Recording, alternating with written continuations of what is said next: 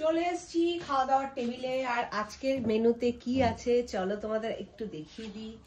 এই দেখো, এটা হচ্ছে আমার প্লেট। এখানে রয়েছে কালকের একটু মেথি শাক, ওটাকে আবার মা মিষ্টি দিয়ে মানে ভাজা ভাজা করেছে। এটা হচ্ছে মূলো শাক, এটা হচ্ছে মূলাবটি, আর এদিকে শসা রয়েছে, আর এদিকে রয়েছে ফুলকপি আলুর একটা সুন্দর রসা, সাথে রয়েছে বেলপাতা, আর এদিকে রয়েছে মূলা দিয়ে ডাল, ধনেপাতা দিয়েছে আবার আজকে উপরে গরম করার পর।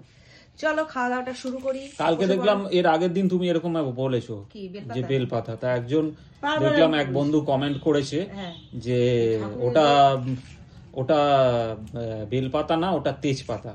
তাও যাই হোক, সেই বন্ধু বোধহয় মজাটা বোঝেনি, সেই জন্যই হয়তো এই কমেন্টটা করেছে আর কি। আরে হ্যাঁ, একটু মজা করে আমি বেলপাতা বলছি। বেলপাতা কি রান্নায় দেওয়া হয় নাকি?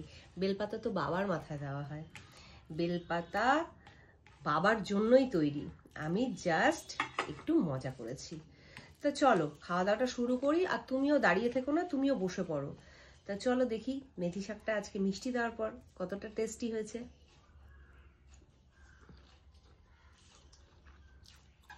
ওয়াও, দারুণ হয়েছে। কে দেখো এতক্ষণ পরে সেই ফিলিংসটা হলো তোমার?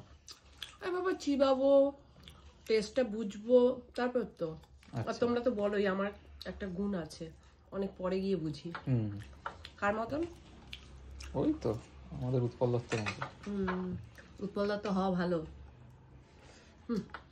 ওরা মানে অভিনেতা, এত ট্যালেন্ট সত্যি। এই সমস্ত শিল্পীরা আর আসবে না ফিরে। আজকে নুনও দিয়েছো মেথি শাকে? হ্যাঁ, কালকে মেথি শাকটা একটু নুনটাও কম হয়েছিল, ওই কারণেই মিষ্টি। তারপরে আমি নুন একটু দিয়েছি। না বসো, আমিও বসে পড়ি। চলো।